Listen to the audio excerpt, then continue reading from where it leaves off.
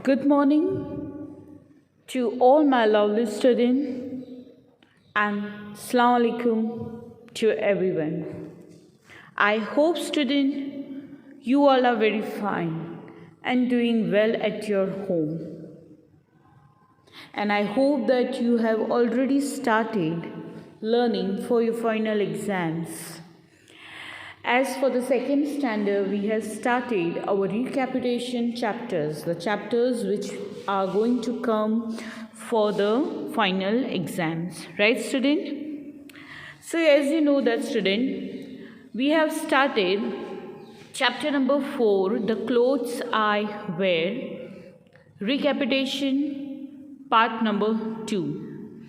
Already in part number 1, you know that what we have learned about the different seasons, right? In the part number 2 we are going to learn about the different clothes wear in a different state. Okay, student, so let's take a small recapitulation of part number 1. So student, in part number 1 we have learned about the different seasons and about the different uniform wear by the peoples, right? In the different seasons we have learned about the summer season, winter season, and even the monsoon season. Which type of clothes do we wear in a summer season? We wear a cotton clothes in a summer season. What type of clothes we wear in a winter season? We wear a woolen clothes in a winter season. For example, sweater, coat, jacket, gloves, scarf, etc. And then we have learned about the monsoon season. Monsoon season means a rainy season. And what we wear in a rainy season to protect ourselves from the rain. We wear a raincoat, we wear umbrella, we use umbrella, then we wear a gumboot, right? Which material do we use for making umbrella, raincoat and gumboot? Mostly we use plastic or a rubber, right? And even we have learned about the different uniform. Who wears the uniform? A particular professional person wear a particular uniform. For example, you are a student. You go to the school, so you also are having a particular uniform. From the uniform, anyone can identify you all, that from which school you belongs, right? A police person has a particular dress code, right? A pilot has a particular dress code. A postman, यानी आप हर एक इंसान को उनके कपड़ों से, professional person जो काम करते हैं उनके कपड़ों से आपको पता चल जाता है कि ये आदमी कौन से फील्ड में काम करता है। आप कोई भी बच्चों को देखोगे, अगर उन्होंने यूनिफॉर्म पहना है तो आप आइडेंटिफाई कर पाओगे, ओ ये बच्चा ये स्कूल का है। आप पुलिस को कैसे पहचानते हो? By the uniform, right? आप पायलट को कैसे पहचानते हो? By the uniform.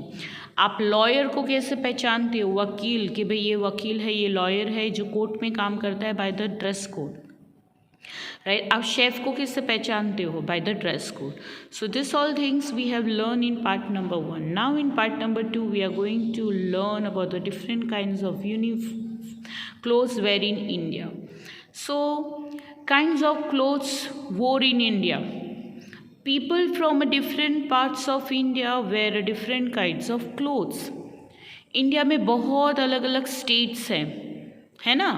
Gujarat, we live in which state? We live in Gujarat, right?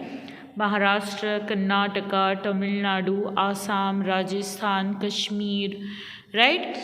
In India we have a different state, and in each and every different state there is a traditional clothes of their particular state. हर एक के कपड़े अलग अलग है state के हिसाब से, city के हिसाब से. For example, we live in a Gujarat, so most of the Gujarati peoples wear the saris, right?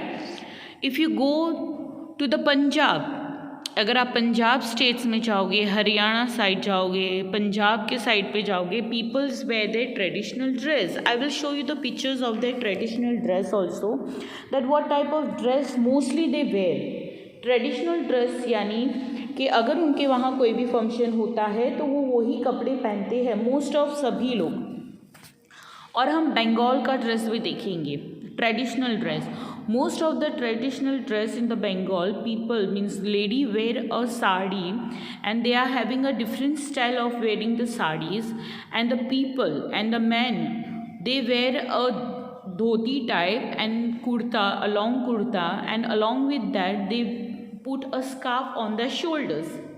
मतलब वो धोती पहनते हैं, लॉन्ग कुर्ता और एक अपने शोल्डर्स पर स्कार्फ डालते हैं. अब मैं आपको पंजाबी लोगों का ट्रेडिशनल ड्रेस दिखाऊंगी. Student, this is the traditional dress of the Punjabi people. What do you mean by traditional dress? If they are having some occasions or some of the function, people of Punjab, जो पंजाब के लोग हैं, mostly wear this kind of dress. ये ऐसे dress वहाँ पर पहनते हैं. Which people wear this dress? Punjabis people. Okay, now we will see the West Bengal people dress. This is the dress of the West Bengal. मैंने बोला था ना, they wear a sari in a different type. So this is their sari which ladies wear, and the men wear. Men क्या पहनते हैं? A long kurta along with a dhoti, और उनके shoulders पर ऐसा scarf लगा होता है.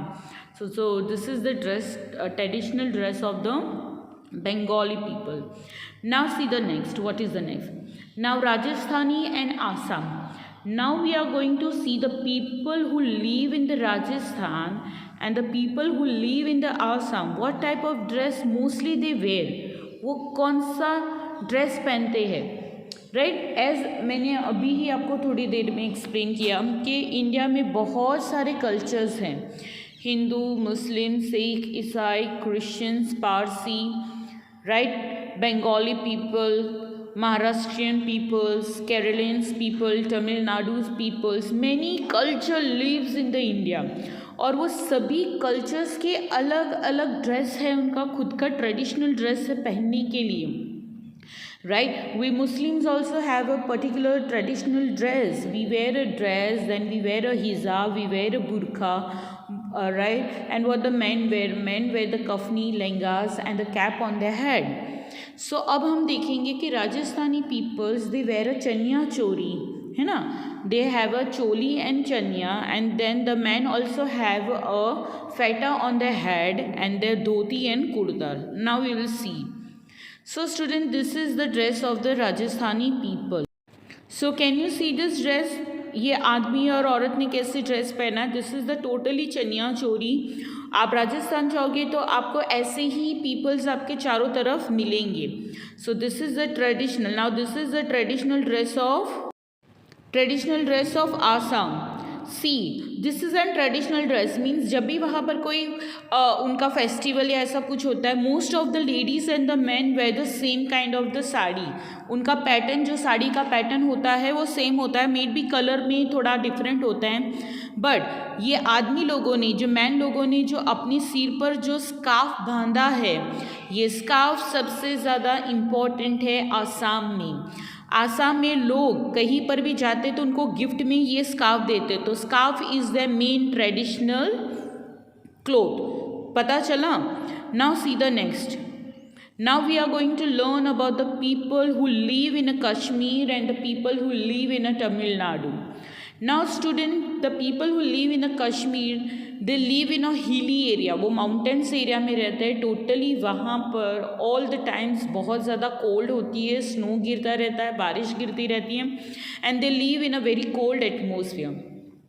Now the people who live in a Tamil Nadu, they has a normal weather, means they have a heat also, hot also, and they have a cold also. So both the dress are the very different. I will show you the difference between the dress of Kashmir and dress of Tamil Nadu. Okay. So now I hope that you have understand that all the states are having their different cultures as well as the different traditional dress also. right? Most of the people who lives in the Gujarat, they wear the sari. But if you go to the another state, for example, if you go to the Kashmir, no one wears the sari in the Kashmir. They wear the traditional long kurta and a different types of dress in the Kashmir. I will show you the Kashmir dress also, as well as the Tamil Nadu. Now the people who lives in the Tamil Nadu, especially the men, they wear a long kurta and they wear a lungi type something downstairs, and they have a scarf. Now the ladies, जो ladies है, they wear the silk sari. Mostly the ladies of the Tamil Nadu wear the colorful and the silk sari. Now I will show you the traditional dress of the Kashmir. So this is the traditional dress of the Kashmir for the girls. They wear a thick kurtis and they wear the salwars and they tie a scarf on their head and they wear a lot of jewelry. So this is the traditional dress of the Kashmir. Now you can see many of you, आप में से बहुत सारे ऐसे लोग बच्चे होंगे जो कश्मीर गए होंगे, वहाँ पर आपने फ़ोटोज़ भी खिंचवाए होंगे in the Kashmir traditional dress. So this is the traditional dress of the Kashmir. Now this is the traditional dress of the Tamil Nadu. You can see the man has wear a long kurti and he have wear the dhoti, and the lady have wear a beautiful purple sari with a border, right? So the ladies wear a beautiful silk sari over there. Now see, some people like in Kerala and Rajasthan has a hot weather throughout the year. People living in their place mostly wear a cotton clothes. अब बहुत सारे ऐसे लोग हैं, for example Kerala और राजस्थान में बहुत ज़्यादा गर्मी होती है, बहुत ज़्यादा गर्मी होती है, तो वहाँ के जो लोग हैं वो कॉटन के क्लोथ्स पहनना बहुत ज़्यादा पसंद करते हैं. एज़ यू नो कि समर में हमें कॉटन के कपड़े पहनना चाहिए जिससे हमें गर्मी नहीं लगती है, हमारा जितना भी पसीना है वो कॉटन आराम से सोख लेता है. The weather in the hilly area यानी माउंटेन वाली area like Kashmir is cold through out the year. Kashmir में पूरे साल बहुत ज़्यादा ठंड रहती है क्योंकि उसके चारों तरफ बर्फ़ की ही वादियाँ है, बर्फ़ के ही माउंटेन्स हैं. People living in Kashmir wear woollen clothes to keep themself warm. और जो लोग कश्मीर में रहते हैं वो ज़्यादातर गर्म कपड़े पहनकर ही घूमते हैं. फॉर एग्ज़ाम्पल अभी थोड़ी देर पहले मैंने वो गर्ल्स दिखाई थी, वो लोग मोस्ट ऑफ वेलवेट ड्रेस पहनना पसंद करते हैं, मोटे वाले कपड़े पहनना पसंद करते हैं क्योंकि वहाँ पर चारों मीन्स हमेशा थ्रू आउट द ईयर पूरे साल वहाँ बहुत ज़्यादा ठंड रहती है और उसी के वजह से उनको वहाँ पर वुलन क्लोथ्स पहनना ज़रूरी है वो ठंड से बचने के लिए. इसलिए जो लोग कश्मीर रहते हैं वो वुलन क्लोथ्स ज़्यादा पहनना पसंद करते हैं, यानी गर्म कपड़े, मोटे कपड़े जिससे उनको ठंडी ना लगे और वो ठंडी से प्रोटेक्ट हो जाए. और जो लोग केरला और राजस्थान में रहते हैं वो कॉटन के कपड़े पहनना पसंद करते हैं. क्यों?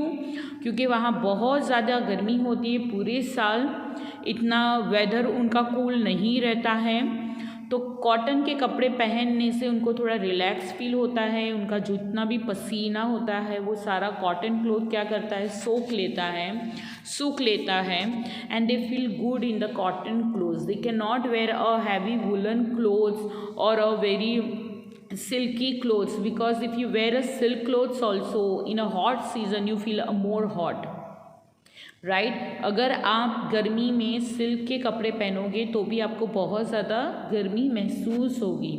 इसलिए कपड़े स्टेट के हिसाब से, उनके वेदर्स के हिसाब से भी पहने जाते हैं, है ना. हम अपने कपड़ों के स्टाइल अपने वेदर्स के हिसाब से चेंज करते रहते हैं.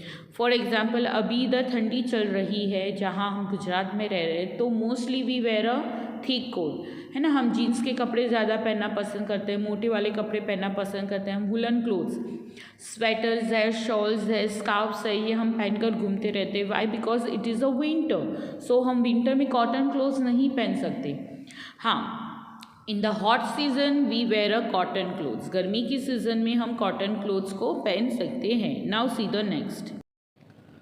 सो material needs for making clothes. कपड़ा बनाने के लिए कौन सा मटीरियल की ज़रूरत पड़ती है हमें?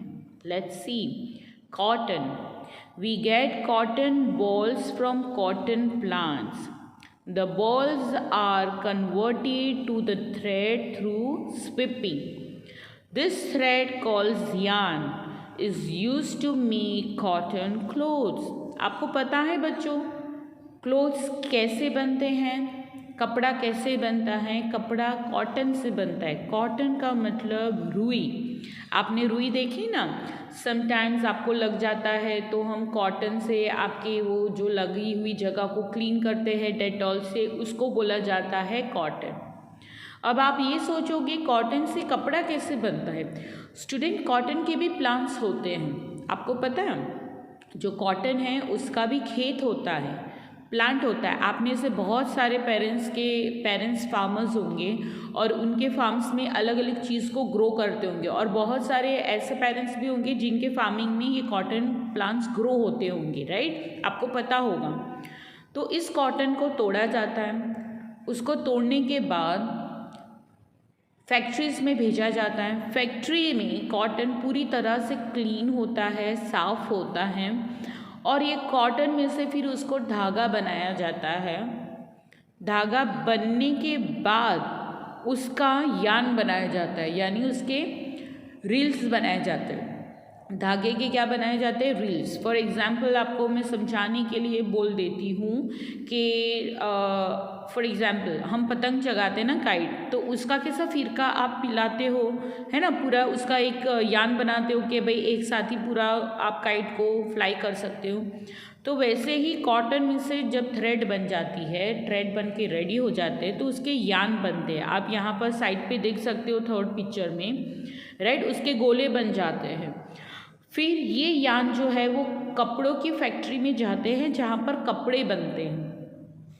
अब ये यान क्या होता है, फैक्ट्री में जाता है, बहुत सारे धागे एक साथ मिलकर एक क्लॉथ बनाते हैं। मैं नेक्स्ट वीडियो में आपको एक घर में एक लेडी कुछ बनाती है, मैं आपको बताऊंगी इंशाल्लाह। ट्यूसडे के वीडियो में मैं आपको बताऊंगी। Now see, wool. We get wool from animals like sheep, goat and yarn. गर्म कपड़े बनाने के लिए हमें जो वुल मिलता है वो किससे मिलता है? हमें शीप, गोट और यान के शरीर के ऊपर, बॉडी के ऊपर जो बाल होते हैं उनको निकाला जाता है, उससे क्या बनता है? वुल बनता है। The hair of these animals are spun into the woolen thread. Cotton clothes cotton में से बनता है। कपड़ा भी अलग अलग तरीक़ों से बनता है। कॉटन किससे बनता है? कॉटन से, यानी रुई की धागियों से कॉटन क्लोथ्स बनता है। अब जो गर्म कपड़े हम अभी जो स्वेटर्स है, शॉल्स है, वो सब पहनते हैं, वो किससे बनता है? शीप, गोट या यान के बालों से, उनके बॉडी पर जो बाल होते हैं उनको निकाला जाता है, शेव किया जाता है, उनको निकाला जाता है, फिर उसको फैक्ट्री में भेजा जाता है, फिर वहाँ से वो थ्रेड बनती है और फिर वो थ्रेड में से वुलन क्लोथ्स बनकर बाहर निकलते हैं। Okay student, Mahatma Gandhi made clothes by skipping on the charkha. हमारे जो गांधी जी थे, हमारे पैसों पे जिसका फोटो है वो कौन है? Who is that person who is the father of the nation? Mahatma Gandhi, जिन्होंने हमें बहुत मुश्किल से हमारी कंट्री को फ्रीडम करवाया था ब्रिटिश रूल से। आप जैसे जैसे बड़े क्लास में आओगे आपको इनके बारे में आपको और ज़्यादा नॉलेज में आएगा। तो वो कपड़ा बनाने के लिए क्या कर रहे थे? स्टार्टिंग में चरखा यानी ये पिक्चर में आप देख रहे हो गोल गोल, यानी उस पर कॉटन को रखना है, फिर उसको घुमाना है, तो वो क्या बन जाता है? थ्रेड बन जाती है। Now see the next, silk. We get silk yarn from silk worm. Silk yarn is used to make a silk cloth. मतलब जो सिल्क के कपड़े हैं, जो लिस्से कपड़े हैं, सिल्क के कपड़े हैं, वो किससे बनते हैं? सिल्क वॉर्म से बनता है। What do you mean by silk worm? वो एक टाइप का एनिमल है। मैं आपको अभी उसके पिक्चर्स दिखाती हूँ, देखिए। ओके स्टूडेंट, उससे पहले मैं आपको एक छोटा सा वीडियो बताऊंगी कि चरखा कैसे काम करता है। देखिए, इसको क्या बोला जाता है, चरखा। इससे कॉटन को रखा जाता है और उसको धीरे धीरे कॉटन को छोड़ा जाता है। आप देख सकते हैं इसमें ये आदमी कैसे कर रहे हैं, और फिर उसको गोल गोल घुमाया जाता है, जिससे वो क्या बन जाता है, थ्रेड रेडी हो जाता है, यानी धागा रेडी हो जाता है कपड़ा बनने के लिए। Now I will show you the silk worm. ये जो आप इंसेक्ट्स देख रहे हो, ये जो इसको क्या बोला जाता है, सिल्क वॉर्म।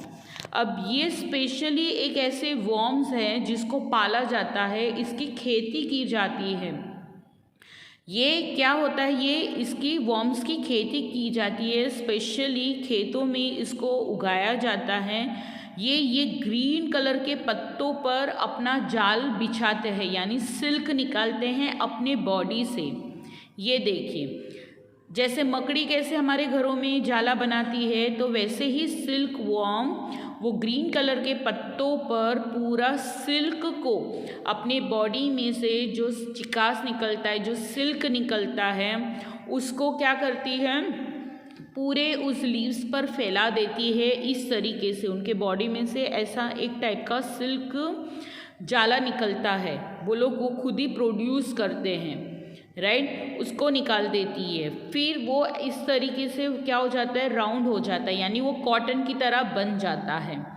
स्टूडेंट, इसका भी फार्मिंग होता है। सिल्क क्लॉथ किस में से बनते हैं, सिल्क वॉर्म में से। तो आपने देखा ये सिल्क वॉर्म कैसा है, वाइट कलर का ये वॉर्म है ना। कीड़ा है ये, एक टाइप का क्या है, कीड़ा है, जिसको क्या बोला जाता है, सिल्क वॉर्म। क्यों इसको सिल्क वॉर्म बोला जाता है, क्योंकि इसके कपड़ों से हम सिल्क के कपड़े बनाते हैं। I hope you have understand this chapter. Take care of yourself. Bye, अल्लाह हाफिज़।